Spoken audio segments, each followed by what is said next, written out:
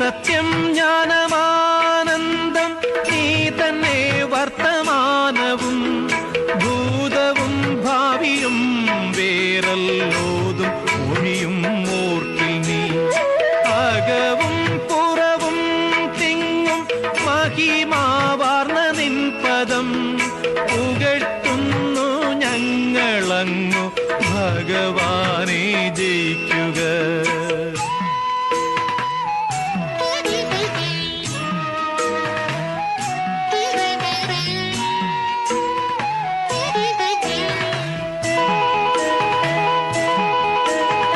ജയിക്കുക മഹാദേവ ദിനവന പരായണ, ജയിക്കുക ചിദാനന്ദ ദയാസിന്ധു